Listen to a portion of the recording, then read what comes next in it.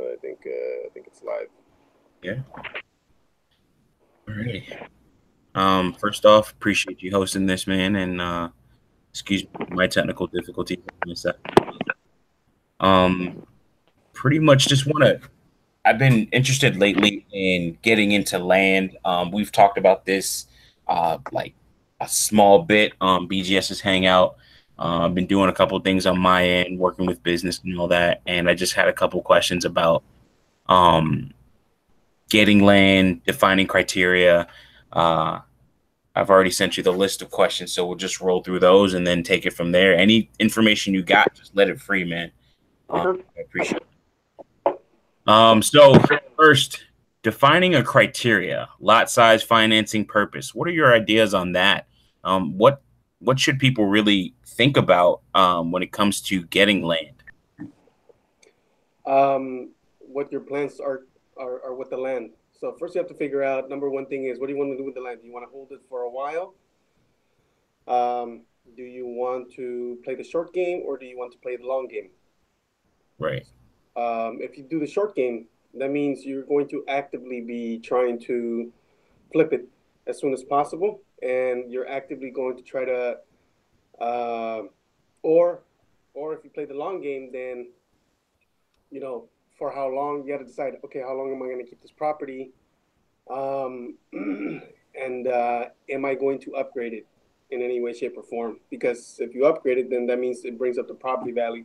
And the cool thing about land is that it's easy, very easy, and very inexpensive to Hmm. get property value when it's you're talking about just land. Well, as far as first off, flipping it, um, what are your thoughts on like quick flips? Like, what are quick flip type land or pieces of land? What do you look for in a quick flip? Um, it in proximity. That's number one thing. So Like a that's township or business or something like that? no proximity to the city, proximity to ease of access. Excuse me, proximity as in how close is it to the town? How close Right. is Yeah. it to you? That's the number one thing. And then the second thing is ease of access. How easy is it to get there? Do you need a fucking 4x4? Do you need a normal truck? Can you take a fucking, a sedan? That's the second thing I look for. Right. Like I have seen in my land searches, you'll see where you have either a public road or that public road is not maintained year round, meaning that if it snows, you may not be able to get in and you definitely may not be able to get out without, the That's proper equipment. that's another thing. The property can be in a place where there's extreme weather, because Right. then it's really hard to get rid of it. Right. Um, so it can be. It's okay if it's too hot, because that's it's still very sellable. But if Right. it snows like a motherfucker, or it snows too much, Hmm. then that could be a problem, because there's not much you can do to the property to bring up the value, and there's not much. It's not going to be attractive to a buyer. Right. I mean, what the fuck are you going to do with a piece of land that's snowed in and you can't even get to, and you're probably going to be in danger, or there's going to be extreme weather? That at least Right. Yeah. Medical attention and things like that. with heat, it's really not that hard. Okay. Yeah. Because an AC can fix that. Right. Especially if you have power to it and everything like that. And what are your thoughts about bringing in like municipal local power to a piece of land? Like, have you ever experienced anything with that? No, because I prefer not to, and I don't advise anybody to do that, And why is that? because it's expensive. A and B, it's cheaper to just go solar or go wind, I see. So get you a couple wind turbines or solar panels and everything like that, and a whole battery charging station of some sort. because you could just buy a kit from Amazon, costs $300, and it's ready to go. Two solar panels, you got everything you need to hook up everything up, a TV, Xbox, and you'll be up and running. Right. And versus if you try to bring in municipality electricity, even if the electricity pole is right next to your property, it's Mm-hmm. still pretty damn expensive. Let's say it's at the corner of the property, Mm-hmm. still going to cost you around, at the bare minimum, $3,500. Right. Okay. And then what does that include? I've been thinking that's a little bit. That's a question later on, but we can handle it now. Like right. That includes a meter, and that includes the cable company coming in and connecting all the wiring, and plus you have to pay for the wiring on top of the 3,500. That's just the fee to set up your meter. Right. Okay. Yeah. So financially that makes no sense, Right. and it's unnecessary in the first place. Well, yeah, at that point, you would just wait until the area gets developed a little bit more if you're playing the long game, that is. Um, and then it'll probably be just a little bit cheaper, is what you're thinking, or what? Not going to be just as expensive, if not Just more. okay. Okay. And then I guess for long game purposes, like when in terms of long game, what would you use the land for? I mean, I have my grandiose vision of what I do with the land, but like somebody like you that's more experienced, and then probably even go into land upgrades. So by the long game, I mean you purchase the property and you don't do a fucking thing for at least a bare minimum of 3 years. But that's still not a guarantee that it'll go up in value, and that's still not a guarantee um, that just sitting on it is going to do. About the only thing that the long game is good for is to use as collateral to buy more properties or get loans from the bank, because a bank is more willing to give you money and lend you money, especially for a business or buying other properties and flip them when they have collateral. So they'll take your deed and they'll be like, no questions asked. How much do you want? Okay, you got it. Right, because you have that as some type of collateral. Now, how does the bank, I'm glad you touched on that. How does the bank look at this piece of land? Do they look at it just as any other investor? Do they really go deep into it? Like, how does that work? Well, it doesn't matter unless you're asking the bank for a loan on the deed. So the bank doesn't give a shit. There's nothing to deal. You don't even have to deal with a bank. Oh, okay. Yeah, you're not even dealing with a bank. You're just literally buying and holding it for years. That's all you're doing. That's the long game. Right. All right. So then it goes into the next question. Finance, yes or no? Why? How does that work? I know there's different options. There's different lengths of time, depending on the price of the land, the amount of the land, stuff like that. So when it comes to money and finance and buying, I prefer only two methods. There's more methods, but I prefer to finance, which is great because a lot of people don't even know this shit, but they never check your credit because it's seller to buyer. Right. Yeah. It's usually private. Right. So there's no banks involved and there's no credit checks at all whatsoever, ever. And and the second one is if you have the cash, I suggest just purchasing it outright. Why not? Just do it. Get it over with. That way you can start upgrading it and bringing up the value. Now, I've seen loan terms. Usually, like you mentioned, it's usually peer to peer, and you talk to the person. They can give you the landowner. They're there for a while, unless they're just trying to get out, and they probably had the land in the family. Any scenario. But I've seen it where people just only put in they'll put in a minimum down payment, whatever the landowner's asking for, and then you can go up to like 15 years at the most to pay off that parcel of land. Your thoughts on? Believe it or not, the terms are really up to the buyer, not the seller. Right. Oh, wow. Okay. Yeah, the seller can say whatever he wants, but I mean, do you want to sell this bitch or you don't? I mean, I can do this is what I can do, and you know what? Most sellers will be happy to work with you. There's a reason they're trying to get rid of that property, and they'll be happy to work with you because it's still money in their pockets every month. And right. So the longer it is, better for them because now you're talking about somebody paying you for years on out every month. And if it's short, that's still a win-win for them because they get their money faster. So sellers are very flexible. Wow. Okay. And then what about financing through a bank? I personally don't want to do anything like that. I don't recommend. Okay. And then what are some of the pitfalls or problems you've seen with that? None. Through a bank, or you just never did it? It's not necessary. Okay. Like at all. Like it is completely unnecessary. It's like kind of like bartering. There's no need for you to bring in a third party. I see. It's like it's an even exchange. They get their money and you get the land. All right. Why involve a bank? Involving a bank means not only using your credit, but now you're talking about having to get insurance, and they will make you get insurance. So it's more costly, it's stupid, and it's unnecessary. Can you go any deeper into that? Just I'm already sold on not doing a bank anyway. I just want it like for edification, What do if you can. what do you mean, like the process? Yeah, like for instance, all right. So you say not going with a bank. You mentioned insurance, and they will make you get insurance. So let's talk about. I'll be more specific. I apologize for that. What type of insurance are you talking about? Or have you seen in the past when it comes So to getting property, property and property finance? insurance. So they'll make you get property insurance, and um, if you involve a bank, usually it's going to have to be you who flips the bill for assessing the property and measuring the property and filing charges, filing fees for the property itself. And then if you go through a barter peer-to-peer way of doing it, You don't have to do shit. You don't have to do none of that.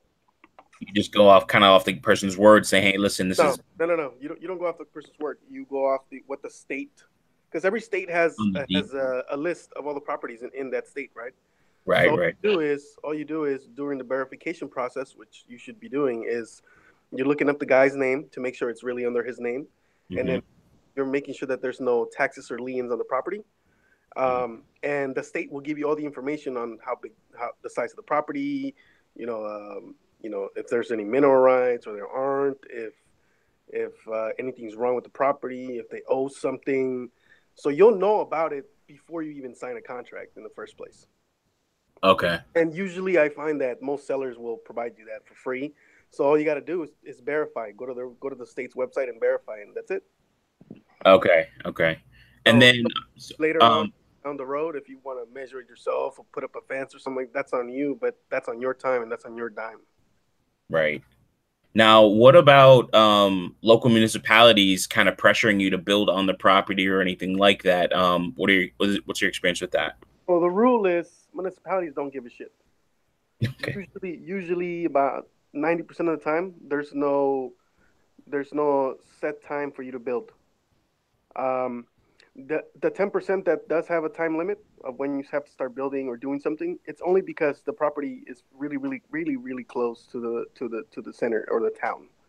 And that's if it's like in an already inhabited area, Yeah, yeah, like it's kind of because, outskirts or yeah, because anything you do to that property affects the properties around you. So other owners are gonna bitch and complain, and come down on you and drop some fees on you and taxes because now you're fucking up other people's property values.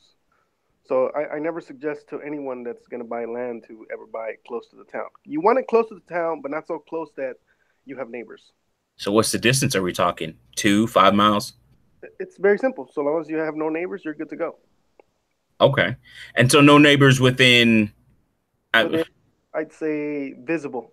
So long as they're not visible. Oh, okay. And now if you're out in the boonies, where there's a house every city block, or not even that, then it's safe to say you're good to go. Okay. That's good to know. Um, so then the next question on the list, how to determine if the lot is buildable and for what type of building? What are your thoughts on that? Well, you have to visit the site. Okay. Once you assess the property, once you check the website and how much it's worth, that's another thing that's another cool thing feature that all states have, which is when you go to the municipality's website, it'll tell you exactly how much it's worth, the actual worth of the property, and not what the seller is telling you. So So, now this website that you're talking about, can you give me an example of one?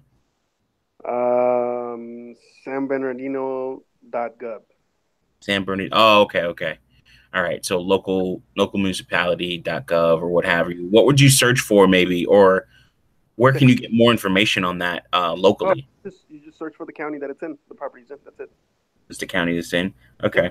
And then for instance, if I can't find that information, they're not well, most are online nowadays. But all for of them. all of them, okay. Okay. There's no such So thing. I shouldn't run into so much people or places that don't really have that type of information online. No, no, no. There's no such thing as unlisted properties. That's impossible. So Well, not I'm saying like on not online. Like for instance, it'll be listed, but maybe I have to maybe do I even have to call to like the local city hall nope, or so no? online. It's a I was pretty surprised that that's one part of the government that is actually quite updated and everything's computerized like a motherfucker. Right, and that's what I'm like. I'm kind of going towards because it's like I that amazes me. So Yeah, they're very transparent. That part of the government is very transparent when it comes to properties like that because it's okay, their job to know what they have, what they own. Because right. and Oh, true. not For because not so much because it's their job, it's because that's how they find out how much they have to tax you. So of course they're going to be on top of it.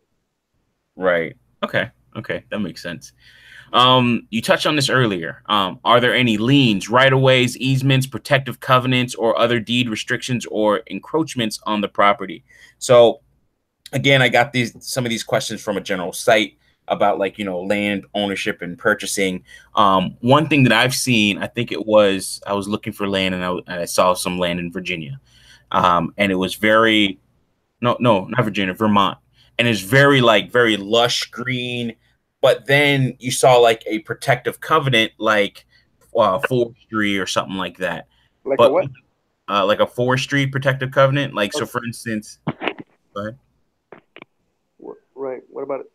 Oh, so one protective covenant that I saw is that usually on these plots of land, they'll give you a ton of land for little and nothing, but you really can't do much development on it, Yeah, except for maybe clearing out a small 1 acre to 5 acre parcel. I suggest staying away from those properties. Okay. It's not worth your time or money, and Okay. it's more headaches than anything. And what do you think about easements? So, for instance, a property you have a somewhat of a public easement where it goes through someone else's land to get to your land. How do you Stay away, feel? stay away from this. That's a headache. That's a headache and permits and all kinds of bullshit that is unnecessary. I don't care how good the property is. I don't care how cheap it is. It's not worth it. Right. So you're saying publicly accessible by a public road. It doesn't matter if it's accessible. So even if it's a dirt road, but if there's an easement, I don't fuck with it. All right. And then of course liens, of course, searching on that. That's cool. Deed restriction.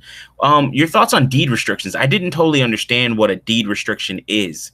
I didn't look it up too much, but I saw that and I was just like, what deed restriction would there be if you had the deed itself? Sometimes sometimes the seller might own mineral rights. I did want to get into that. Okay, go ahead. So you want to stay away from this property spirit. It's not worth it, and it's you're talking about permits, you're talking about updating permits, you're talking about extra taxes. And those types of properties tend to be on the county's radar more often, so they're going to be on top of your ass. There's probably usually a time frame with those. All right. So one thing I did want to get into later, or later on, or further on down the list, was talking about mineral rights, timber rights, and even gas rights. How does that work if you're on a property and you have to deal with that? Like, so you bought the property foolishly, and now you got somebody rolling trucks on your land talking about, hey, we have the mineral rights. Well, that's part of the doing the research before you buy the property. I suggest if you did it like an idiot and you didn't do your homework and that happens, I suggest Mhm. getting rid of that property ASAP, as cheap as possible. Even if you have to take a loss, get rid of it because it's going to be more expensive for you to even keep the damn property.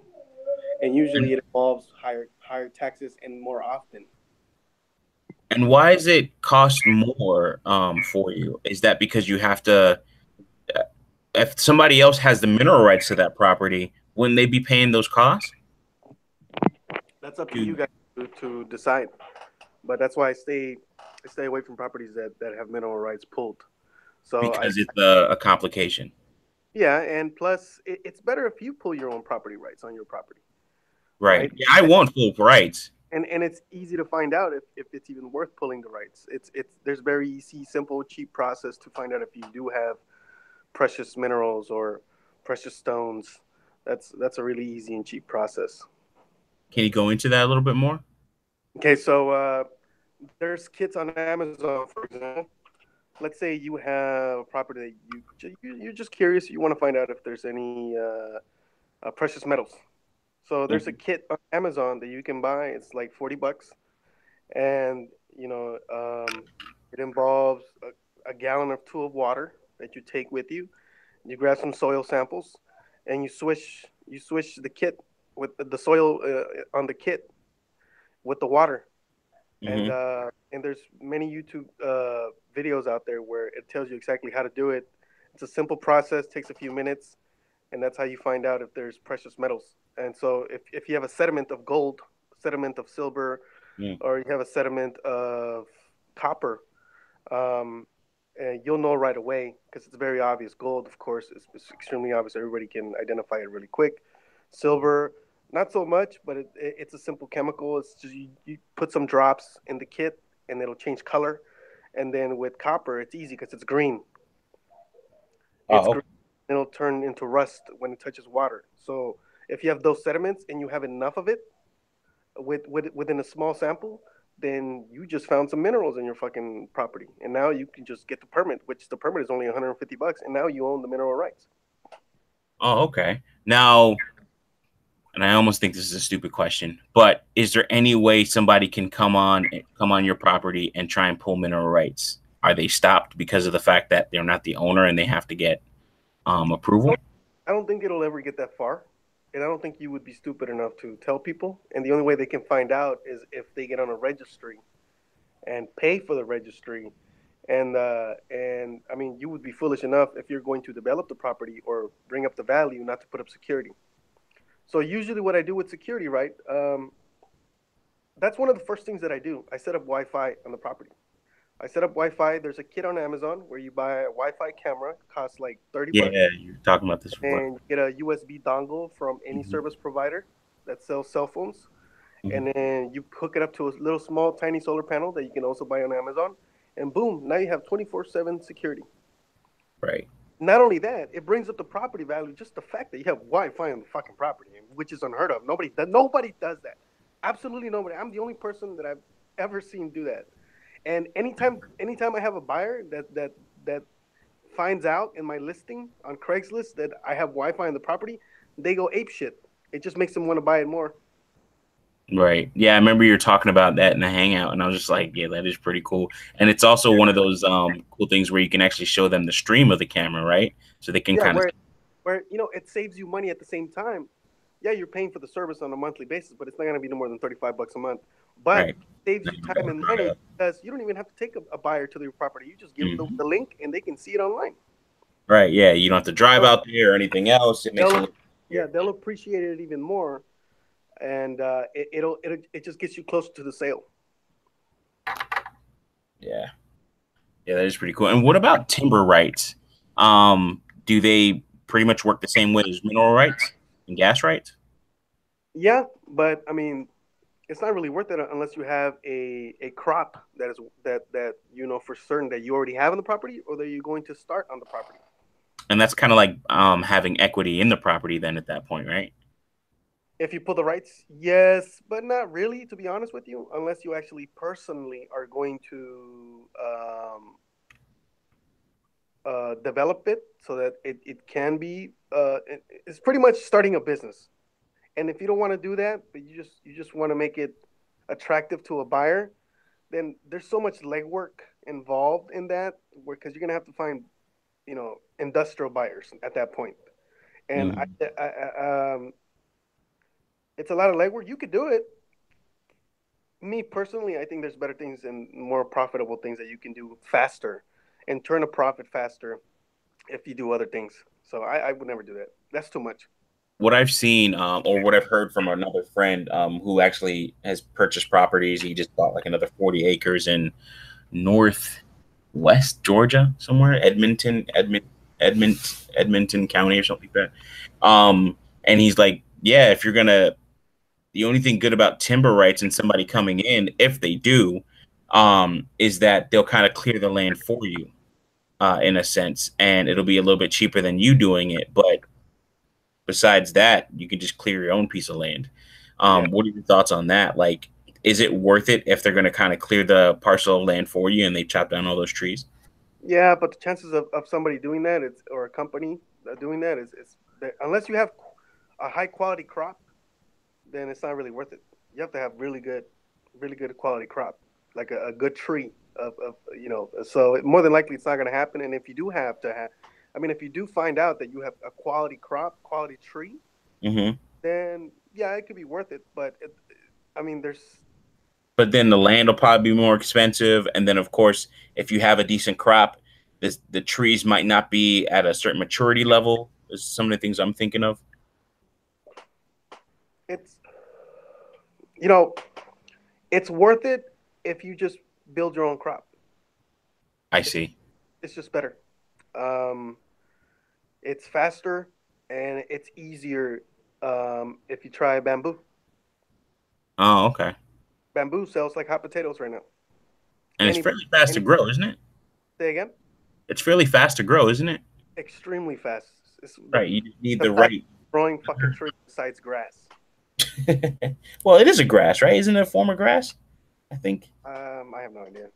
Yeah, I think I've heard of that before, but No, also you have to have the right area to do it in as well, as far as weather is concerned. so long as it's not too hot, they can pretty much grow anywhere. Oh, okay. Oh, okay. Okay. So Stand corrected. Thank you. That's cool. That's cool. Um, so the next thing. Hmm. So I guess something to consider when you're buying land. This might be more of a statement than a question. So I guess your thoughts on this. What other construction is planned or possible on the surrounding land? And I guess that goes into if you're close to a city and they're already developing, you know, is it worth it to get this land? Are they do you see where they're having expansion out to your area and you're just trying to, jump in front of that wave of progress, if you will? that's a long game, and I don't really like to play the long game that much. Mm. And it'll be years before you see a profit, and it's not really worth your time and money unless, Mhm. of course, you want to play the long game. But the long game, I mean, this is the type this is the type of investment that you want to turn a profit fast, that you want a fast turnaround. So, if you want to be in the game, or then I would suggest not fucking with the long game. Okay. All right. That's good to know. It's just not. It's just. I mean, it can be worth it, but I mean, fuck, it'll be years before you see a profit. Well, the only Uh, reason as far as investment, it'd be nice to just have some place where you can actually have a bit of a retreat in some cases, especially for those pieces of land that you feel there are long game worthy. if only if you're going to develop it, yes, it's worth it. Right. And like when you But say, that doesn't have to involve construction at all in any way, shape, or form. About the only construction you can do if you are going to play the long game and you're going to develop it is maybe a cement slab for a tiny Mhm. house that you might build on the property that you want to rent and put on Airbnb, which I highly suggest. But that can be done within like 3 months. And That's a short I'm game. glad you touched on that. I definitely want to get into that. So my thought is getting something like, depending on where it is, 50 to 100 acres of land. Um, get something like that, and then on a couple, like, maybe 20, 30, or 40 acre track, develop it a little bit and just build, one or two cabins, maybe for hunting or other recreation, or just a fortress of solitude of some sort, and then do things like little Airbnb. But of course, there's other things that are required in the area, such as, like, proper roads for people to get in and out, and for safety and things like that. Your thoughts on that? I wouldn't suggest fucking with properties that are bigger than 40 acres. Okay. And oh yeah, why is that then? Well, because it's easier to subdivide and cheaper the smaller the property. Um, and because let's say you have a 100-acre property and you want to subdivide it, right? A subdivision that is that big is gonna be an expensive permit. So the permits, um, there's a range of permits. So the smaller the property, the cheaper it usually is. That's the golden rule. The smaller property, the cheaper the subdivision is gonna be. And plus, it's overall.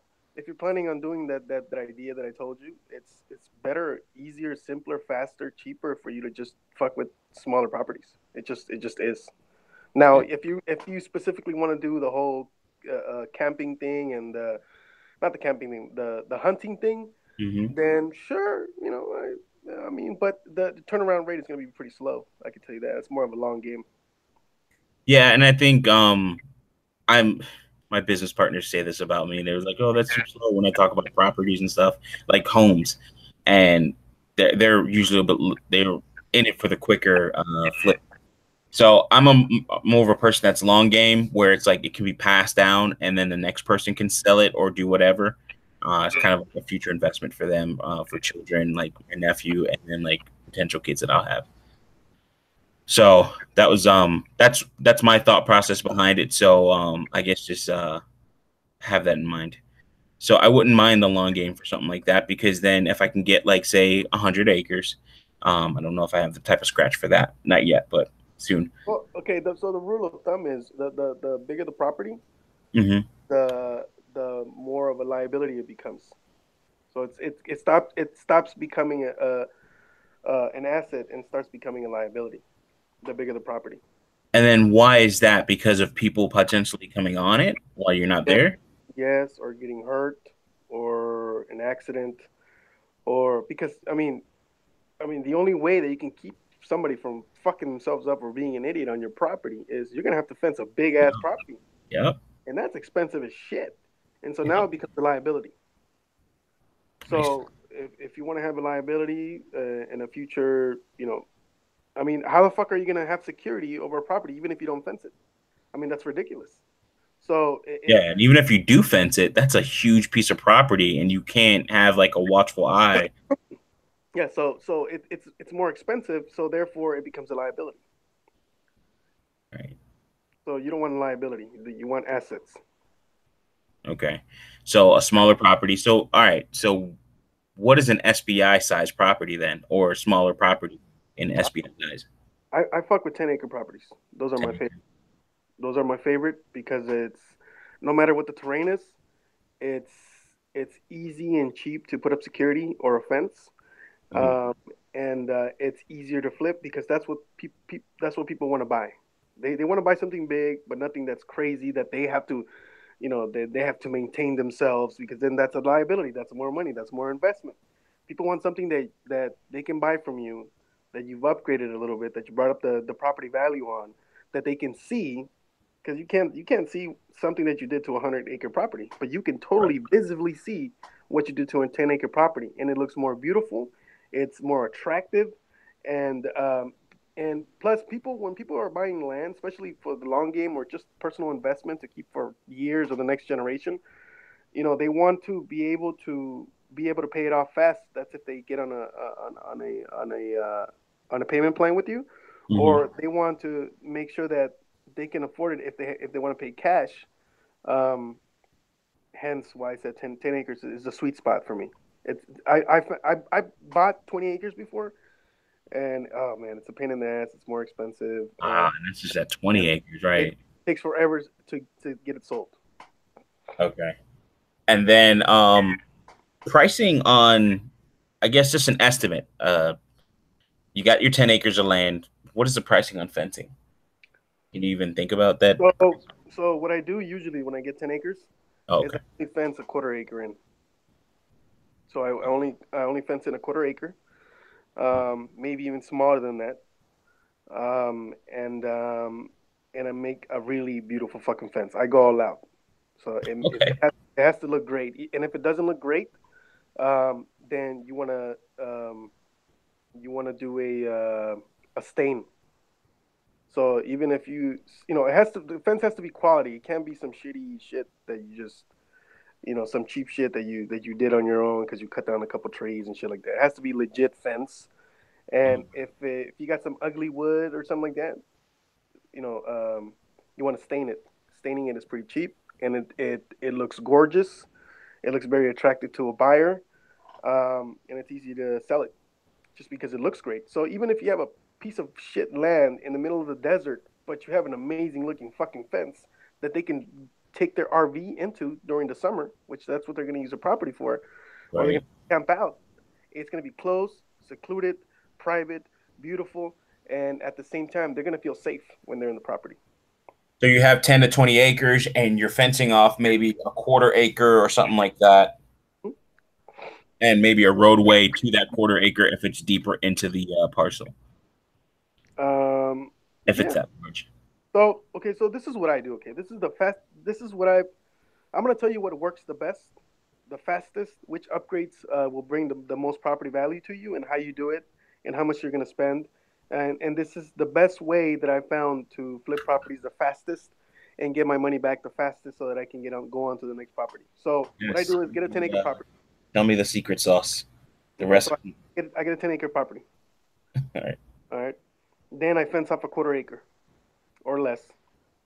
Then if the wood looks good, I leave it alone. If it's like kind of like normal ass wood, I stain it. You don't have to stain it, but it's more attractive. Then what I do is I build a 10 by 10 foot shed, which costs about $800 to build if you build it yourself or you and a couple buddies. Takes a few hours to put up. Boom! Now you got a 10 by 10 foot shed. Costs you $800. Right. Now, so now And you're that you're wouldn't even be considered remotely as living quarters. Sorry to interrupt. yes, it can be considered living quarters. Oh, okay. Okay. Go ahead. And because it's 10 by 10, which is the universal rule in the United States, you don't have to pull any permits. So long Mm, as you stay under 10 by 10, you don't have to pull permits. Therefore, that's what you pay for the wood to build it. That's all you're literally paying for it, just the $800. beautiful. It will Beautiful. never cost you more than $1,000. And so I build a shed. It's fenced in. I make sure it's nice and clean. Um, and there's no bushes. There's no grass. I cut that bitch. If there's pretty trees, I leave them there and I accent them. I make sure they look good. Maybe build a little something around them with some cheap cement blocks that you can buy for 99 cents at a Home Depot. Hmm. It costs you like $10 to fence it in and make it look pretty. And then that's only if you got good looking trees. If not, cut that bitch. Cut that shit if there's nothing in there, right? And Right. because it's clean, it's attractive. So the second thing I do is I order a $300 kit, solar kit from Amazon. Hmm. Now, boom, your little shed has electricity. Hmm. Second thing is I order a Wi-Fi camera system, about $45, maybe 50, 60 for a really good one. And I make a post right next to the shed. I make sure it's above, I make sure it's higher than 16 feet, and then I hang the camera at the very top. So then what I do is um, I get a Wi-Fi dongle, put up Wi-Fi, boom, 24/7 security, and it saves you time and money when you want buyers to go check it out or they want to go see it. Then the second thing I do is if I find out if it's possible to get water. So your clue to finding water and just building Oh well. a well Hmm. is if is there green shit around you. I mean, if you're in a Mm. desert, even in a desert, you can find water, but preferably not a desert. But if it's a desert, that's not a problem either. So you want to install water. That's the key. You want to install water. So you want to have a well. Like I said, you buy the cement cinder blocks. Might cost you about $100 plus Hmm. $3 bags of cement to glue them together. Boom! Now you have a well. So not only do you have electricity, now you have water that they don't have to pay for. If you Now, it, what about a stream of water? What are your like? Because a stream of water is always nice, but no, you is still it build a well. something you still do the well? Okay. And then the next thing I do, once I have electricity, water, a shed, it's fenced in. The next thing is I use my drone and I do Hmm. a flyby and I take beautiful fucking pictures. Put it Hmm. on Craigslist. It's ready to go, baby. So, so just to give you the numbers, right? So that's the secret sauce that I find that's the easiest, fastest way to get rid of this. Now, building all this, Hmm. if you're really, if you're avid about it and you're serious about it, it'll take you maybe 3 months to build all that shit. Tops. And Right. Yeah, and this is that's what on you the this is weekends. you being slow. This is you going once a Yeah. month. Yeah, that sounds like some weekend stuff. Like really, Yeah. you know. So the whole thing is going to cost you maybe $2,500 investment to do Yeah, I all was that. just about to say like less than 5 grand. Like, So now, right? So now I'm going to walk you through what you just did. So the fence itself, that's $5,000. Now you just that's how much equity you just put into it just by right. building that. So now you have $5,000 in equity. Now you put up the shed, that's 10,000. You put up a well, that's 15,000. Hmm. Um, you put up the Wi-Fi, that's another 2,000. You have electricity with solar panels, that's another 3,000. So you just made 45K in about 3 months, and you just add that to what you bought it for. And now let's say you bought the acreage for 10. Let's say you bought the 10 acres for $10,000. Well, now it's worth about 60K. So Right. that's exactly what you're going to sell it at, and your investment was probably 2,500 bucks to 5,000 at most. So Right. literally, so and it usually takes about another 3 months to sell it if you're Hmm. if you're on top of it. Right. Especially if you took those nice drone photos, especially if you have that Wi-Fi, especially if you have that video from the drone. Oh man, it sounds like hot potatoes. So I would give it about 6 months before you get rid of it. That's how fast it is. Because you know why? Nobody does what I'm doing. Right. Nobody does that. When people go to my post on Craigslist or Facebook and they see what I did to the property, and even though it's just a piece of fucking shit property in the middle of nowhere, they're still like, "Oh my god, that looks gorgeous. I can just park my RV there." Sold Yeah, because when 2 months later. the pictures serves as so much in terms of like imagination and stuff like that. Right, right. And Affects your imagination. so in 6 months, if you do all those things right, and you do step by step what I told you to do, you just made 60K in about 6 months, and then you move on to the next property. And guess what? Next time you can buy 5 properties instead of just one. Yeah, exactly. Because you're kind of doing the same thing as far as down payments are concerned, and then you Exactly. can and then you can replicate that and get your little So setups and other stuff.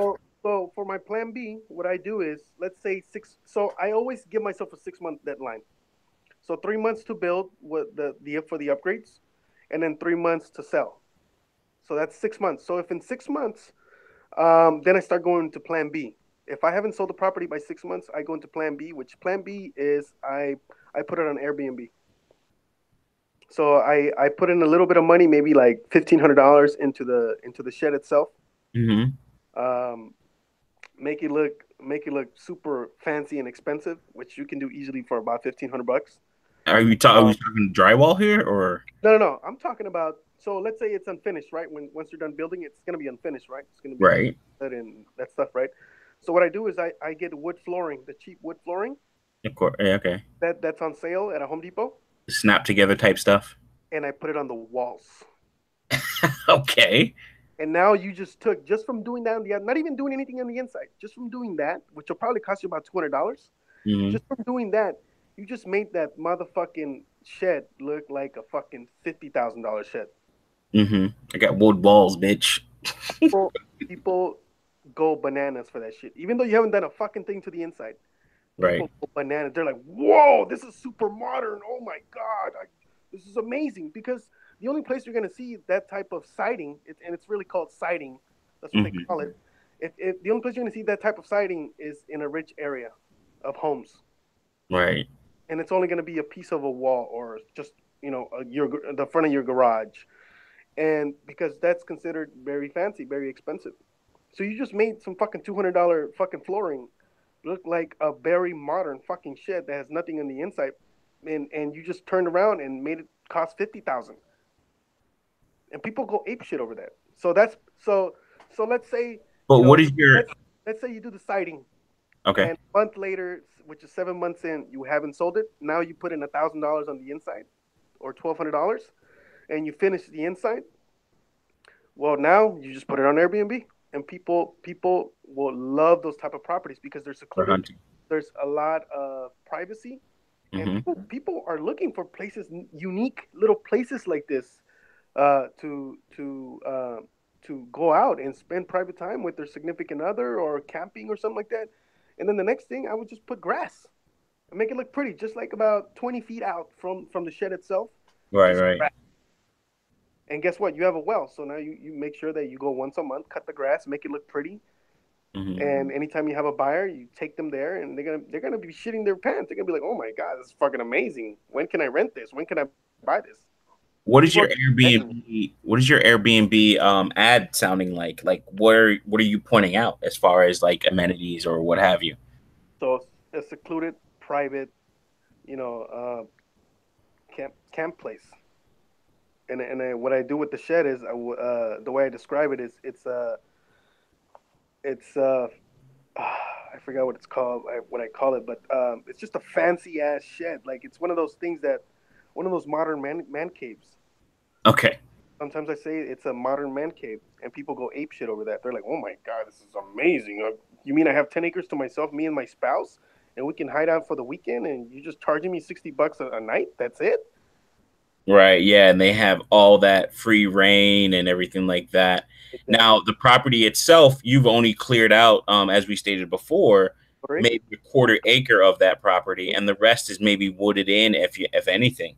No, you just make sure that the corners of the property are very visible. So you put up like flags in each corner, and Hmm. make sure that they are well placed, very visible to anybody, and that's it. Okay. So it's a win-win. One, it's either you sell it or you rent it and you make passive income. Well, that's really cool. And then how does that go as far as like, you said there's only a little bit of maintenance. Are there any other problems, concerns, cautionary tales that you can uh, give us on something like that doing the Airbnb route? Because that's No. very interesting. I never thought of it like to that. Like I didn't think of it in that simplistic. Because that's very simple compared to what I was thinking, Hmm. and that's all. That's even better actually. Yeah. And the thing that sells it on Airbnb is it has 24/7 Wi-Fi security, so they're able to look at the property before they even get there, and that psychs them up even more. They're like, "Oh my god, this is very safe. This is very secure." So it gives them that sense of security. And Mhm. nobody on first of all, nobody on Airbnb is doing that. Okay, they don't give you the ability to see live 24/7 in the property that they just rented that they're going to be in about a month or two because they rent it out. Usually people rent it out months prior to going there. So the Right. fact you're able to see it, like you're able to, it's visible. You're more excited about it. You're going to tell people about it, and they're going to be like, "Wow, this guy has that." No one else is doing this on Airbnb, and so you're going to consistently be renting them out like crazy. So in that case, if you start seeing traffic, pick up on the Airbnb, and you still haven't sold it, and you say, "Ah, fuck it, I'm just going to go over Airbnb." Guess what? You cordon off another quarter acre, and you do the same thing again, and now you Wow. have two properties. Okay. Yeah, that's really cool because I was thinking like you buy a large plot of land, but even if you buy a little bit by little bit and do these kind of like little encampment or what have you, these Yep. little spaces. If you think about it, a quarter acre is still pretty big, Oh no, that's a and shitload. I mean, I especially think my especially house is the house I live in is on a quarter acre, and then if you think of four houses in the area makes an acre, just about that's quite a bit of the, land, the and then next you thing. still have all this rent. Sorry, The next thing I would do is set up a slab so that hmm people can, this, you don't have to do it barbecue. later, a slab so that people can park their RV there, Hmm. and then you'll have the electricity hookups. Hmm. Boom, done. But the electricity hookups, though, are we talking? That's like if I have municipal power out there. No, you can just run it off solar. You still gonna get decent electricity? Like, how many solar panels are we talking? Two solar panels. Two? Okay. Yeah, plus because you can understand that with the kit, it involves batteries, decent Right. sized marine batteries, so they're Right. gonna last you the whole night. Oh, okay. Okay. I just didn't know they gave out that much power. That's really cool. Yep. Like I I have, haven't done much I have, research. I I have, did I a have little the small, I have the small kit that I put in my room in my mom's house. Dude, I haven't used my mom's electricity in like months. bit. And it runs my little mini fridge. It runs my big screen TV, my 52-inch, my Xbox, my Apple TV, my laptop, my computer. No problems. Yeah, because I mean I've done like a tad bit of research on that, like seeing how people have these little tiny homes and kind of living the off grid living. Hmm. But I never knew that much power output. You can get that much power output from that, which is that's amazing. Yeah, and then what you do is to give it more power in case it's absolutely necessary. What you do is you get a power wall, and a Okay, power wall will cost you maybe 350. And what that's the Tesla one, like almost like the Tesla battery. yep, exactly. It's just Okay, an off brand. You can buy it on Amazon as well. It costs 350, and it gives you more than enough juice for like a week. Because you got to think people are not going to be there. They're not going to be running it every day, so there's going to be plenty of juice in there saved up that hasn't even been used in the first place. power wall. Yep. Like look, That's it. I'm looking that up right now. Uh, can't really find the power wall. Have a certain brand or something like that, or No, they're all off-brand items. oh, They're also readily available on eBay as well. okay. I'll look that up a little bit later then. Hmm. Maybe something I can just like do like a quick video on some of the things like post research after this Yeah. vast amount of information Hmm. that we're getting I, here. I build my own as well. Oh, okay. Yeah, I build my own and I make a little bit of money. I sell them on Amazon. I mean, not on Amazon, on eBay, and it's a good little extra cash because they're easy to make. Yeah, if you can send me the link to that in the email thread that we've had back and forth on this. Okay. Um because then I can like put it I want to try and get this video and put it on my channel too. Um but I want to like put some of the things that we went over here. That'd be kind Hmm. of great. All right. So Yeah. the next thing, Yeah. Go ahead. um, natural gas. No, we don't have to worry about that one. We kind of went over some of these questions. Like, just hit a lot of these things, which were great. Take a well. Now, I didn't understand this question. Has a perk test been completed? A septic design or septic tank designed out? Like, what is a perk test? Have you ever heard of that test? I don't know what the fuck it is, but No. as far as septic, I Mhm. mean that they're usually kits that you just buy online. There's many websites that you can just buy it online. They'll deliver it. I recommend buying local, so and then deliver it to your property. You just dig the hole yourself to save you money and put it on the ground. That's it. Yeah, yeah, that's pretty much how they work, right? Yep, comes with instructions and everything. A lot of them have their own YouTube channels and it tells you exactly how to put it together. Now, with disposing of fecal matter, uh, what do you suggest in say a long term, maybe even an Airbnb setup if some people want those type of amenities? Because I mean, if you're doing the whole camping trip thing, I would be like, hey, listen, just shit on the tree line, like a couple trees in to the left and poop there. How does what are your thoughts on that? So there's many options, but the two best options is to get a mini kit for a septic. There's mini kits where it's just a small little thing that you just walk into and you do your thing and that's it. You're done. And it's Right. enclosed.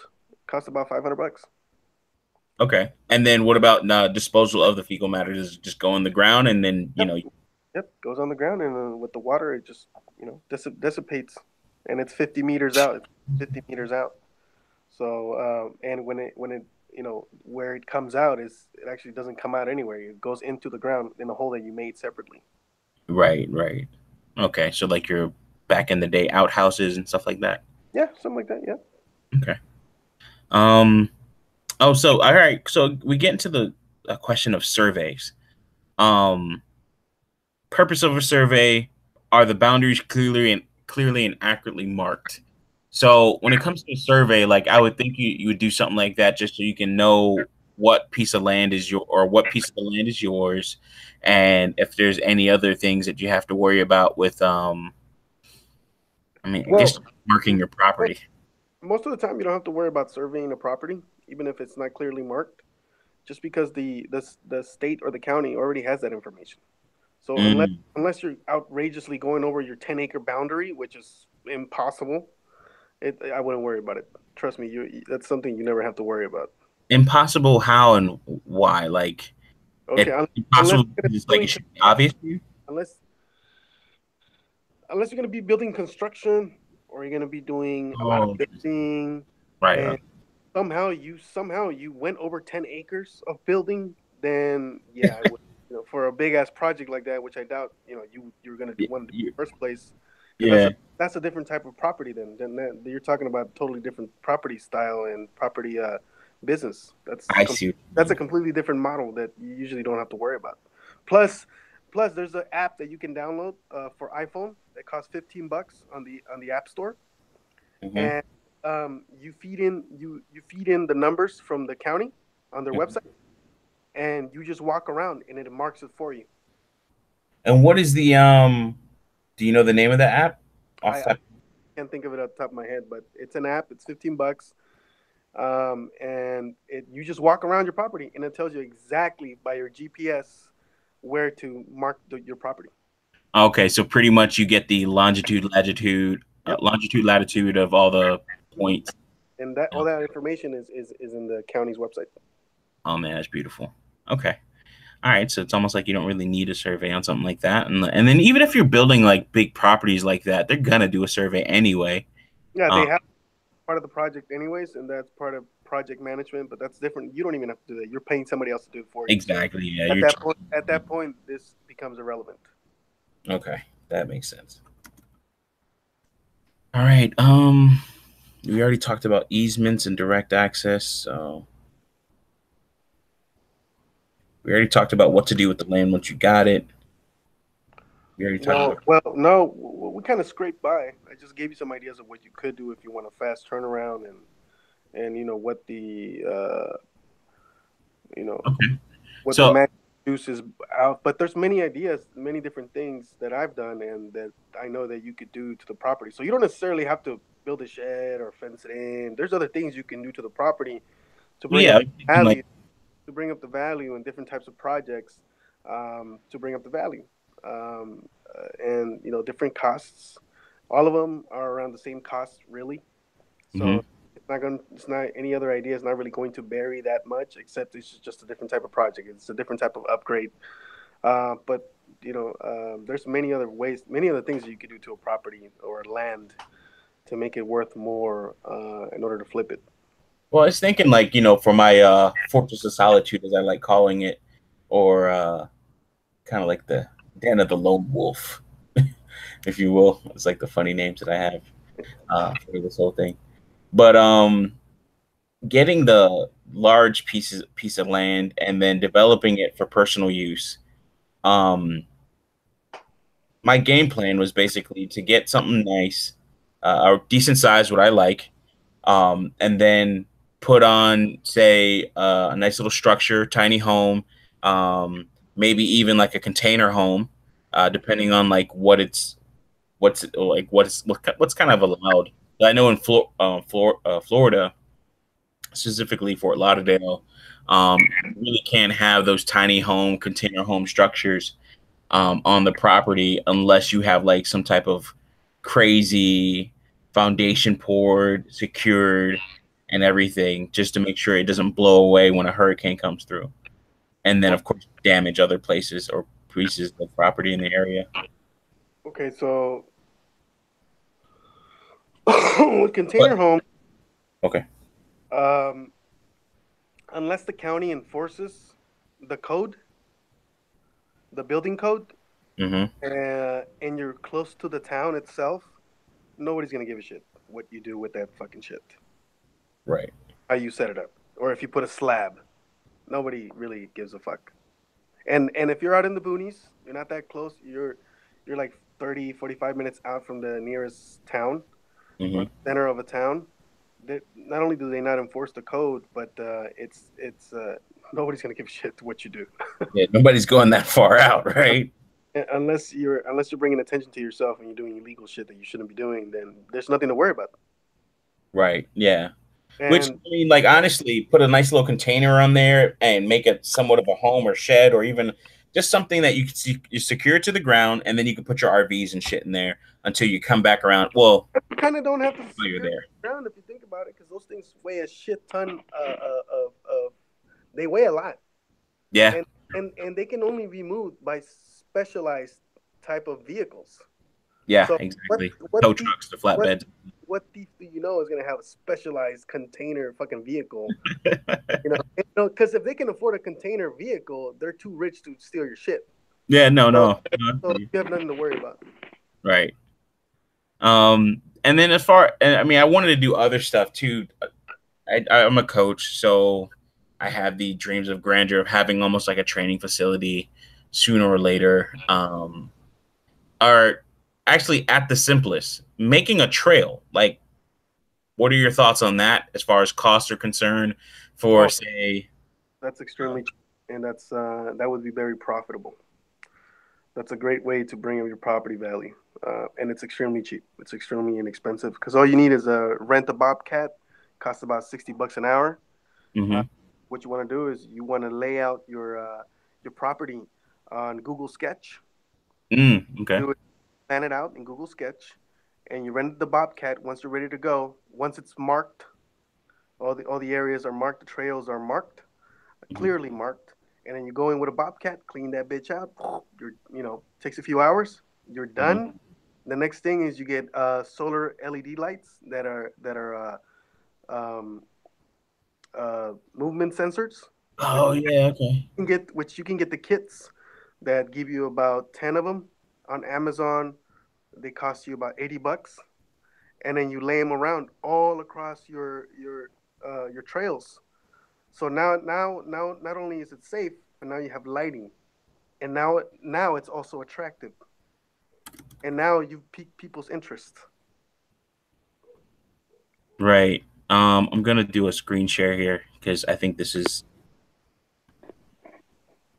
important. Importante.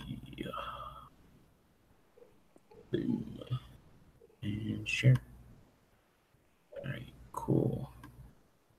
All right. So you should be able to see that. I think can make me the main one. Let me see if I can. Okay. Cool. I think. I mean, you have controls too. I don't know because I'm on my No, mobile. no, no. I'm doing it. I'm doing it right now. I'm sorry. Yeah, because I can see that you're doing it. So Yeah. All right. So let me just minimize this one. Good thing I ain't got no porn up. All right. So yeah, you were talking about the solar LED lights. These are pretty cool. So like, which one will you if you can you still see the screen? yeah, I can see the screen. Okay.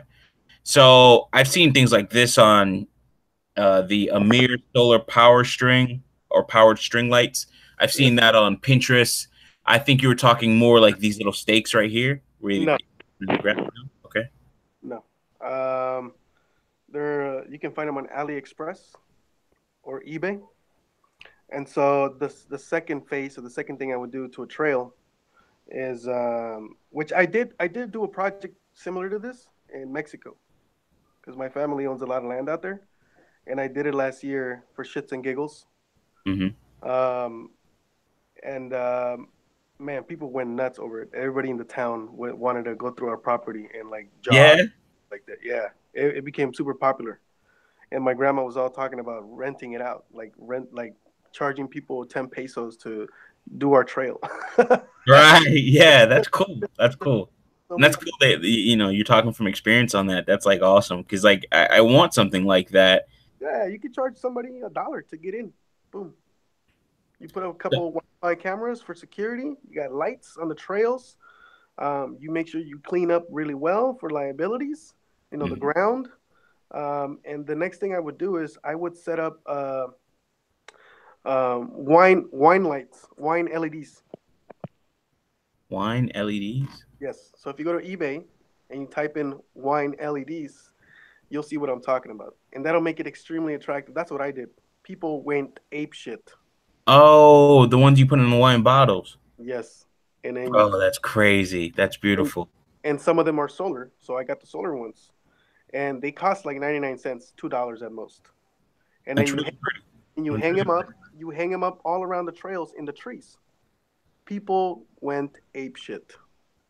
That's how come. Yeah. I mean, that's how come it got my grandma to the point where she was trying to charge $1 for people going through the trail.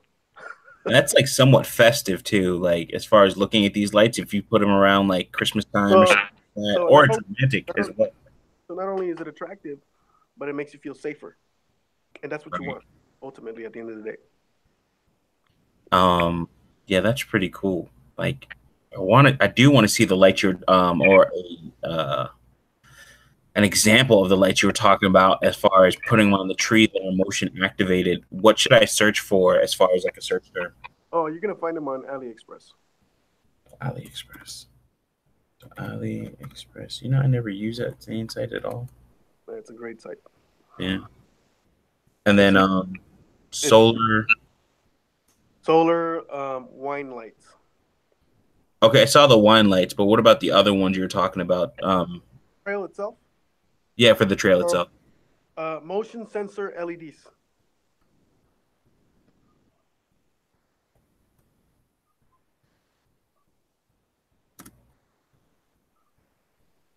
A huge variety is going to come up better than Amazon, and you just pick the ones that you like. Um, Once that, um, it really comes down to which you prefer. That's it. There's so much bigger variety than Amazon, as you can tell, that it's just. Oh, okay. I would not I wouldn't put those up though. I wouldn't suggest those These right here? No. because you want them on the ground itself. Oh, okay. Yeah, these are for the ground. All right. You don't these lights are they're cool, but they're I wouldn't suggest using those. It's stupid. I've seen the ones with the that have like a stake where you put them into the ground.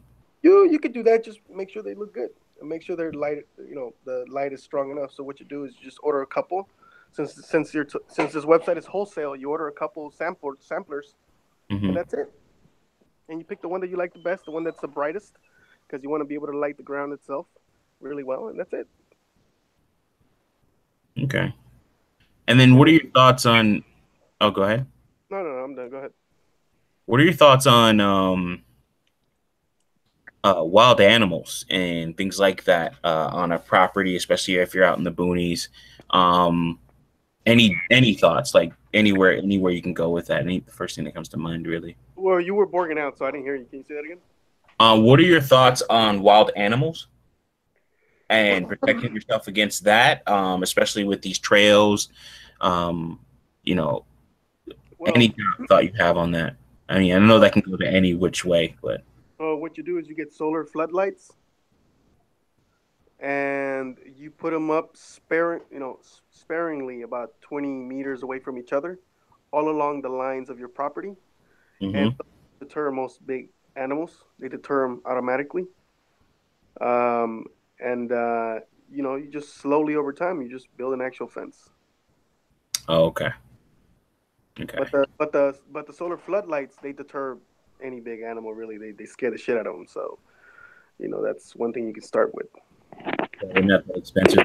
Some for like $21 here, Yeah, 20 60 cents. yeah. And then the last thing I would do is I would just get insurance, liability insurance, Hmm.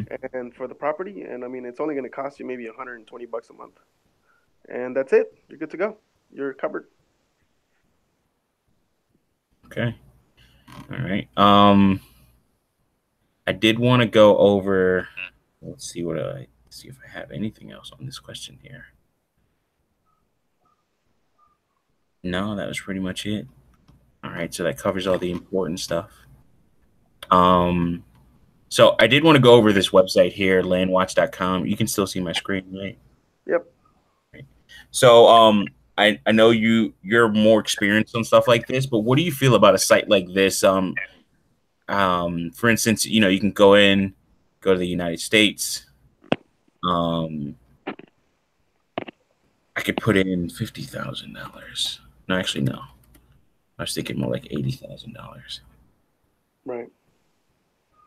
And then acreage max, I think for something like that, you can get to like 100 acres. But Right.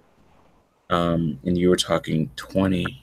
Well, Um, but 20 I like 10 preferably. 10, right? Yeah.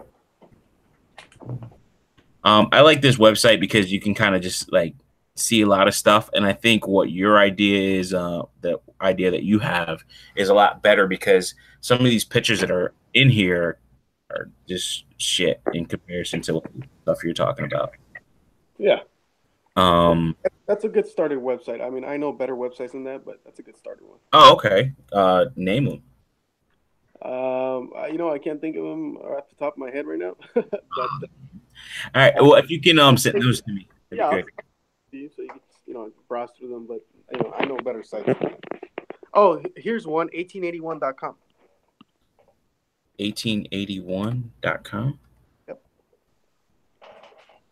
Oh, okay. I think some of their stuff is on landwatch.com as well, just a little Yeah, bit. it is, but their site is more updated than the listings that they have on Landwatch. So Nice. Okay. they're going to be more updated. You're going to know exactly if it's still available or not. Because a lot of the times, Landwatch is kind of like Zillow, where Zillow never updates their shit ever. You can go through their listings and then you can call the agent. They're going to be like, that shit's been sold for months. So Right. Yeah. I go to direct seller sites that are better than Landwatch. So 1881 is a great one. Okay. Yeah, and I'll see something like this. This is in New York. Just going off of some of the stuff you've talked about, this is fairly developed as far as like, uh, you have people that are living in the area, you have neighbors and stuff like that. Right. Um, I'm not sure how far it is. This I've seen this piece of property before. I think it's like upstate New York, closer to Syracuse. But I do like this site because you can just do quite a bit as far as drilling some things down, and it's a great place to start. And then I will be looking more even into. Let's go through what you have. So all right, pick a state. Alaska, Arizona, Arkansas, Nevada. Montana, even Nevada. Yep. Nevada. All right. All right, cool. Yeah, so you see what's been sold and stuff like that. And then Eureka County. Yeah, I've definitely seen this site before. I remember this. Um Dang. All right, 320 acres. Let's do it. 80 grand. Jeez. Yeah, they have really good prices. Oh yeah, I got some mountain on my shit. Like that. Yeah, plus they're really easy to pull mineral rights on those, and they sell really high quality properties. That's why I highly recommend. 1881. Yeah, it's one of those websites that are just hidden gem. Like not a lot of people know about it, but they're very legit, very legit. They're very up to date. They update all the time, and they really care for the customers. So the buyers, they're really good with that shit. The customer service is outstanding. Yeah, I like how they show the parcel here and everything like going on like a piece of a mountain here. Seem like there's much in terms of roadways out there. Yeah. It's just all property land. I think you only have this roadway here, Right. but that's pretty cool. Right. And then also what I do like about this, because I've seen this before, I've seen this site before, and I've always liked the fact that they put some of the information here and they give you like a very no nonsense, no BS, just like no fluff, I should say, really. Yeah, I Um, think their approach because it's very transparent in their pricing. mhm. So you don't have to talk to them about specific details because they're very detailed in their financing. Yeah, Um, like if you see there's here, like so you much. have to call and contact, Yeah, this is up front. Go ahead, I'm sorry. yeah. There's almost no reason to call them for information just because they list absolutely everything. Yeah, and you see like general location 4.75 miles west of Yowie. Guess that's the nearest town or area. A half mile south of Geyser Road. All right, this is really cool. Like, oh, and then here's one of your pieces here. Oh, it's the same. Oh no, this is really cool because they're kind of giving you the picture of the property itself because this is probably the same area. Yeah, is that other piece, but this is just 10 acres. That's cool. I wanted something out here just for like doing gun tests because it's such like a flat piece of land. You can start doing some real like long distance shooting on these flat pieces of land like that. Yeah, Nevada's one of the better states to buy land in. Yeah. Okay. Go into that a little bit if you can, please, while I look on this. So with Nevada, first of all, there's no taxes. Nice. Second of all, because not a lot of people know too much about Nevada. Nevada's not like a big thing. Outside of Las Vegas, nobody knows shit about Nevada. Nobody fucks with it. Nobody, unless you live there, and if you live there, you're gonna live out in the Goonies. Most people don't know, but Nevada happens to have is it happens to be very rich in minerals. So uh, even the shittiest piece of land property that you think you're buying, you're it's very likely that you have minerals in the property. Like there's a lot of gold, there's a lot of copper, uh, Hmm. all over um, uh, Nevada. It's just very rich in metals and things like that. So I mean, you're and this is, you're very likely to find metals in your property. and it seems like I wouldn't say throwaway cash, but I've had this type of money before, just doing nothing. And not only that, Nevada has $800 for 20 acres. That's yeah, that's the other thing that I like about Nevada, buying land in Nevada. It's so fucking cheap. I mean, right. you'll never find land this cheap in any other state besides maybe Texas. Yeah, And I've seen some nice plots in Texas too. yeah, so if you want to get started, I would recommend Texas. I would recommend Nevada. I would recommend Florida. I would recommend Arkansas. Okay. I would recommend uh, what's that other fucking? I just came from there too last month. Uh, Montana, Oregon, New No, Mexico. it's in the South. It's Oh, Tennessee, Alabama, Alabama. Alabama. Okay. Highly recommend Alabama. I mean, in Alabama, put it to you like this: in Alabama, you can buy a whole house on an acre for 20 grand right now. Yeah, yeah, yeah. I know, I know. And And actually, it's because they're very accepting, yeah, go ahead. oh well, it's good for farming too, weather and Very, all. and there's a lot of rain, Hmm. which that's you. Anytime you're buying land, it is a very good thing when it rains a lot or there's a lot of vegetation. Even if it doesn't rain a lot, if there's a lot of vegetation, that means there's water. If there's Exactly. water, then you just that's a very good thing because you just added more value to your property without doing a fucking thing. Just the fact that there's water available. And even if there's no water available, even if you're in a desert ass fucking property, well, Hmm. you can just pull water from the air, and that's simple. You just use technology, and now you have water. Yeah, I was looking at this piece of property that I have up on the screen right now, and this is in Alabama.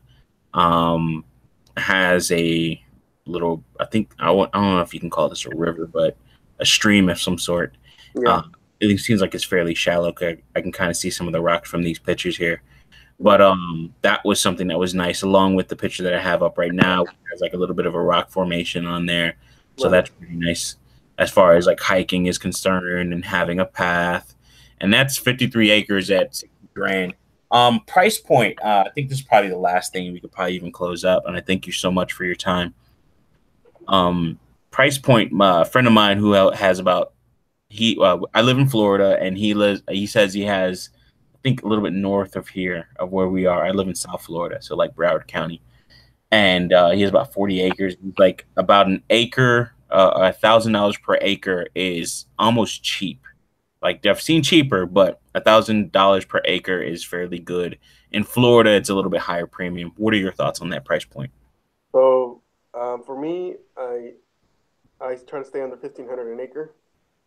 Okay. That that's the sweet spot because that's anything that's under 1,500 an acre. It's not necessarily bad property because remember you're going to develop it a little bit to bring up the property value anyways, Hmm. and with very little investment amounts.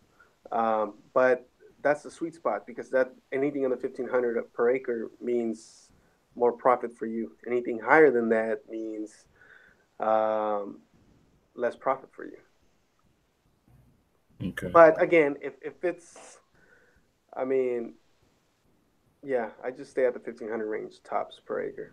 I mean, it's that's the sweet spot. That's what I found always works and easiest to and fastest to turn around and flip.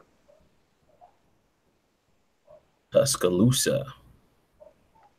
All right, and then what was the last question I had? Oh,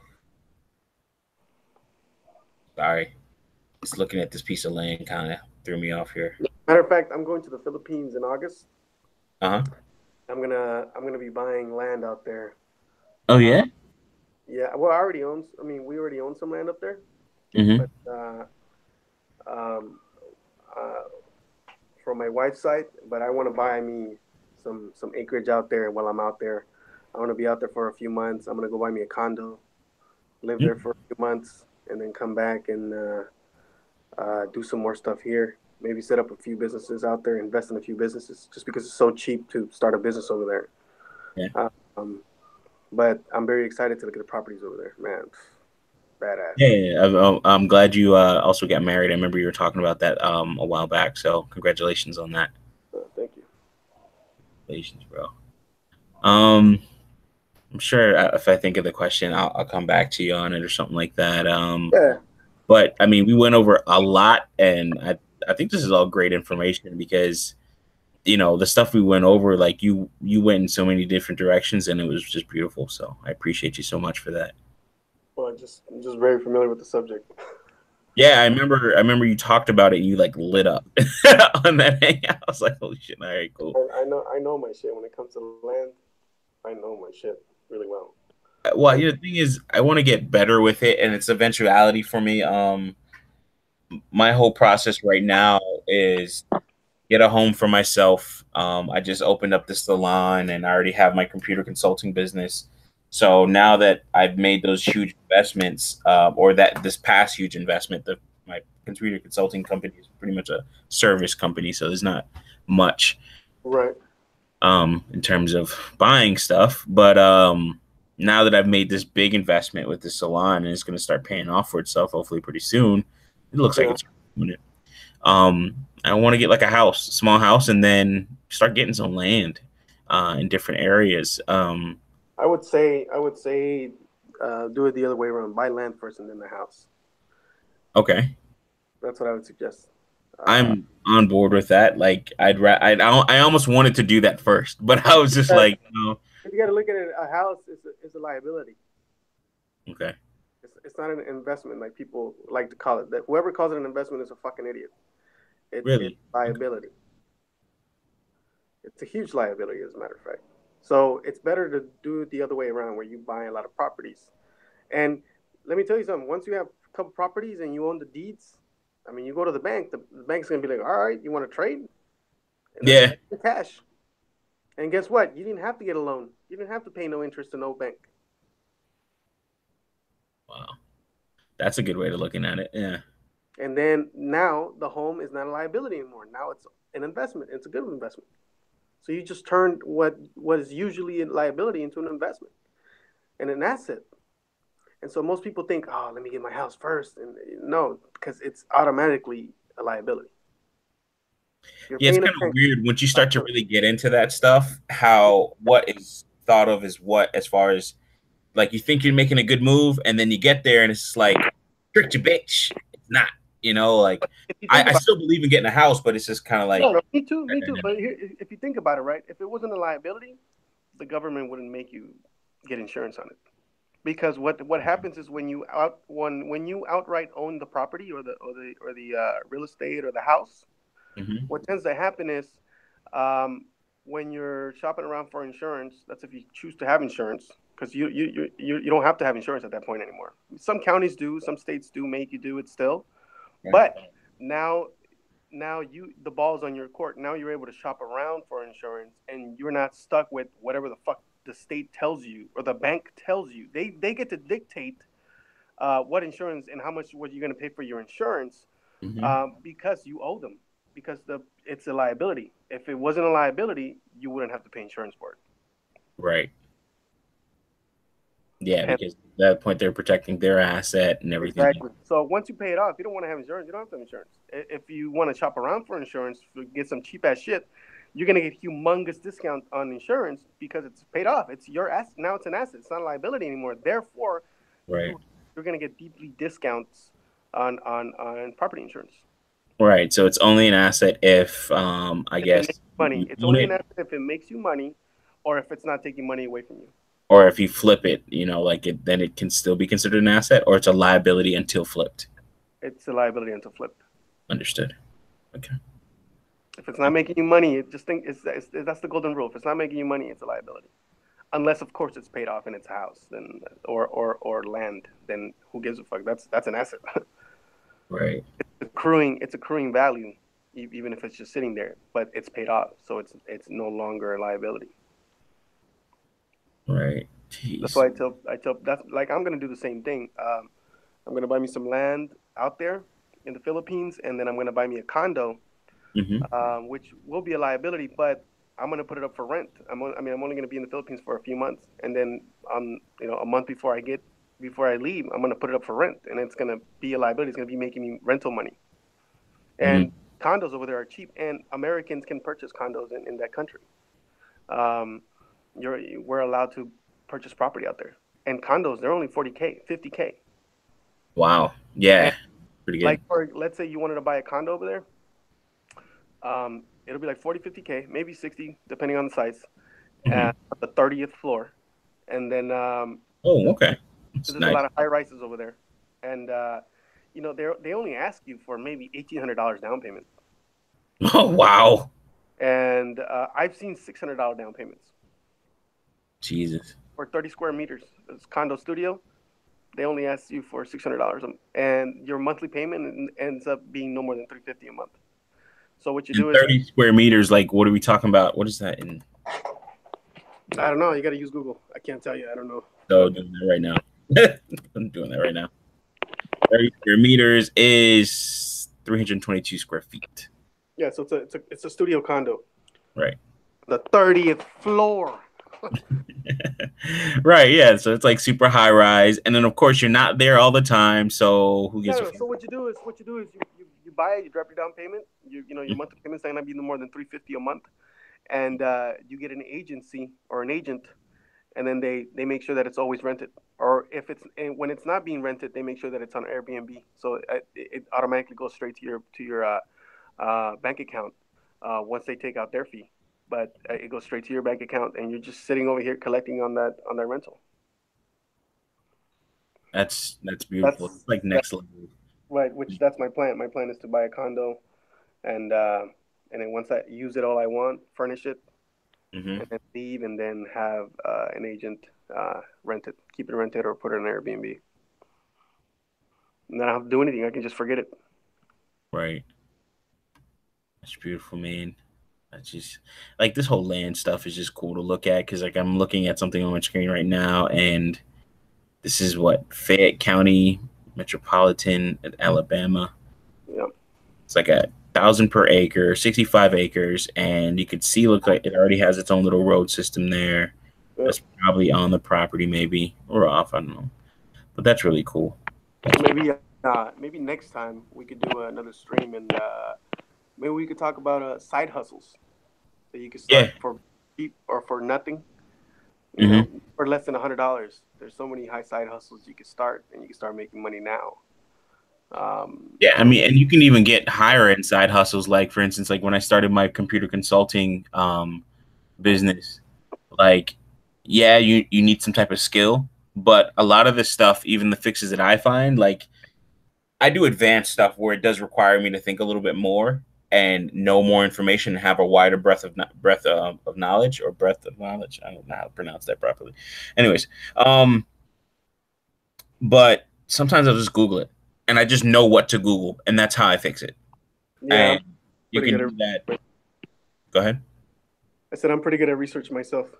Yeah, and and that's the thing. Like, you just have to be really good at research nowadays. As long as you're connected to the internet, which everybody is, or in America, then you can easily find these solutions, and you can fix people's computer on the side, knowing how to back things up using Linux.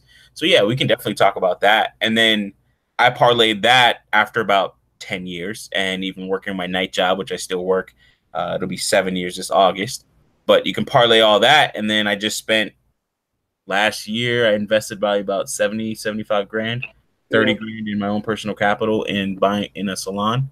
yeah, And so it's like, it can build into something. And then, of course, again, a side hustle like you're talking about is properties and properties in foreign lands. That's yeah. great. Well, that's my next thing. Like, and then the other thing, what I'm gonna do is while I'm out there, to keep me busy or something to do, it's just I'm gonna probably start a little web business, Mm-hmm. uh, and because it's just so much growth opportunity over there. Because it's not like the first world, so there's so many businesses Yeah. you can start for so cheap, so much growth opportunity that it's not even funny. Yeah. If you take first world money into second and third world countries, developing and undeveloped countries, uh, the possibilities are somewhat endless in the sense because the lack of regulation and it's kind of like a bit of the wild wild west. And you're coming in from a place where all these things have been developed. So if you observe it well enough, you'll see what you should be doing and then just do it there. Yeah, because I was thinking the other day of all these business ideas that I'm putting together. Because I'm making a list of different businesses you can start overseas and make a lot of money and live overseas. And I was making that list, and then I'm looking at that list, and I'm like, man, can you imagine what it would cost to build this business here? Oh Fuck, God, fuck bro. no. If I, I would have taken what I invested last year into doing stuff like that, and if I felt adventurous enough to do that, yeah, or had the right connects, really is probably the biggest thing for me. mm, Um, then honestly, I'd probably be sitting on more money. It probably that's would be back. actually that's actually a good idea. Maybe the next stream we could talk about yeah, businesses you can start, side hustles, and businesses that you can start overseas so you can live overseas. Yeah, and that's kind of the big thing. And then with everything, especially if you still watch like BGS's channel and all, he talks about so much about dark news. And another thing I would look at is what I want to get into is hair products with the salon because the salon is just a stepping stone. The salon itself is not going to make us as much money as say hair products selling hair. And for you, if you go to the Philippines, you become the connect, and then you start working on imports and getting us hair. Oh, well, actually, I have somebody in the Philippines who wants to do import export. And Hmm. they want me to come into the idea, and they want me to develop it, and because they already have the hookups. Yeah, So they offered me a buy-in for free. It's not really called a right, buy. right. You have the sweat equity, right? Yeah, and I think I'm gonna do it. But if you're looking to import export hair products, I already have the connects for that. You don't need, we don't need. I don't need to go to the Philippines for that. I already have the connects now. I have Yeah, wholesale with that's fine. I mean, I'm going manufacturers. to talk about it more with my business partner because he had the idea and he has kind of the branding of the name. So there's some things that we have to work out with that. Um, but even if we don't go under his name, you can come out with any type of like hair product, you know, Let me know. young Oh, God, grizzly, I've already got the connects for all that shit. yeah, the young grizzly beard cream or some shit. So that'd be kind of cool. But yeah, definitely. I think yeah, let's set that up, and then we can probably even do it next week, around the same time, and talk about these businesses. We could brainstorm a couple things that we can go over, um, or just wing it. But thanks again, brother. This is great. This is like so much information. Well, we can do another stream. Like I said, I have plenty of time.